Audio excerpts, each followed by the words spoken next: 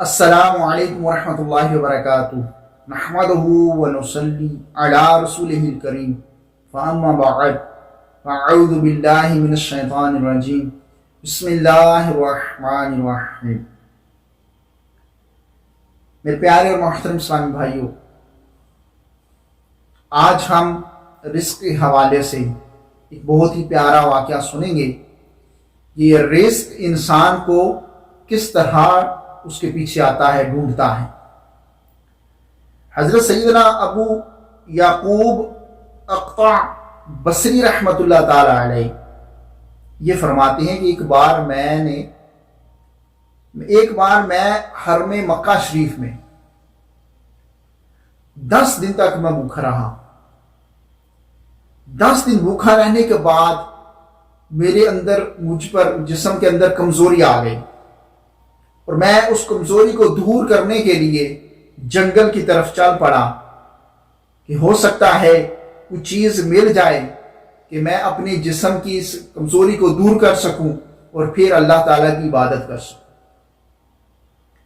فرماتے ہیں کہ جب جا رہا تھا تو راستے میں کیا دیکھا کہ ایک شلجم پڑا ہے، گرا پڑا، اور میں نے اس کو اٹھانے کے لیے جب ہاتھ آگے بڑھایا تو مجھے محسوس ہوا کہ وہ پرانا ہو گیا ہے، پرانا پڑا ہے۔ تو پھر میں نے ایک آواز سنی کہ جیسے ہی میں نے اسے اٹھانے کے لیے ہاتھ بڑھایا اور مجھے محسوس ہوا کہ یہ پرانا ہے، تو غیب سے آواز آئی، کوئی کہہ رہا تھا کہ تم 10 دن بھوکے رہے، کیا اس کے بعد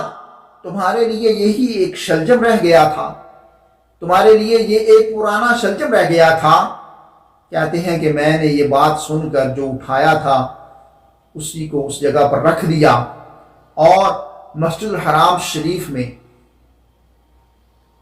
جا کر میں حاضر ہو گیا، بیٹھ گیا۔ اتنے میں ایک اجمی کہتے ہیں کہ جو عربی نہیں ہے، جو عربی نہیں ہے، عرب شریف کا نہیں ہے، اسے اجمی کہتے ہیں۔ کہتے ہیں کہ ایک اجمی میرے پاس آیا اور ایک صندوقچہ مجھے دیا، ایک صندوق تھا وہ مجھے لا کر دیا، اور کہنے لگا کہ یہ ایک صندوقچہ، یہ صندوق آپ کا ہے۔ میں نے کہا یہ کیسے میرا ہو سکتا ہے؟ وہ بندہ کہنے لگا کہ ہم سمندر کے اندر 10 دن ہو گئے ہیں، ہم سمندر میں سفر کر رہے تھے، اور تو ایک طوفان آ گیا، بہت بڑا طوفان آ گیا۔ طوفان نے ہمیں دبوچ لیا، اور سب نے اللہ تعالیٰ کی پاک اور مقدس بارگاہ میں نیت کی کہ یا باری تعالیٰ، اگر یہ طوفان سے ہم بچ گئے، اگر یہ طوفان تھم گیا، تو نے ہمیں اس سے بچا لیا، تو ہم تیری راہ میں صدقہ و خیرات کریں گے۔ تو اجمی کہتا ہے کہ میں نے بھی نیت کر لی کہ مسجد حرام شریف میں جو بھی سب سے پہلا مجھے شخص نظر آئے گا، یہ صندوقچہ میں اسے دوں گا، اسے قبول فرما لیجیے۔ وہ کہنے لگے کہ میں نے اسے جب کھولا تو اس کے اندر مصری میووں کا کیک تھا، چھلے ہوئے بادام تھے، اور ایک قند یعنی ایک قسم کی مٹھائی ہوتی ہے وہ موجود تھی۔ کہتے ہیں کہ میں نے رب کی بارگاہ میں التجا کی، اپنے آپ سے کہا کہ اللہ تعالیٰ نے 10 دن سے اس رزق کو تیرے پیچھے کیا ہوا ہے، یعنی 10 دن سے یہ رزق جو ہے تجھے ڈھونڈ رہا ہے سمندر میں، اور تو جنگل میں سے تلاش کر رہا ہے۔ کہتے ہیں کہ میں نے تھوڑا سا کھایا،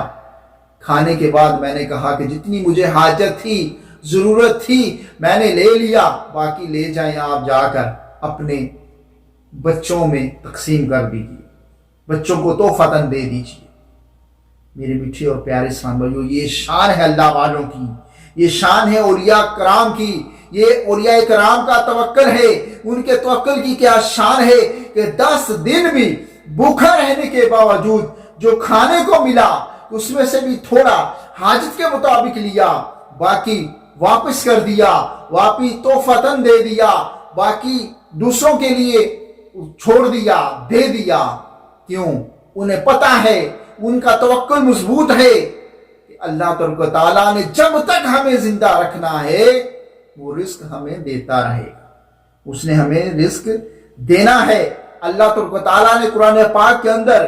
پارہ 12 اس کے اندر یہ ارشاد فرمایا، ترجمہ کنز ایمان شریف، اور زمین پر چلنے والا کوئی ایسا نہیں جس کا رزق اللہ عز و جل کے ذمہ کرم پر نہ ہو۔ تو میرے پیارے اور محترم اسلام بھائیوں، جس رزق کا ذمہ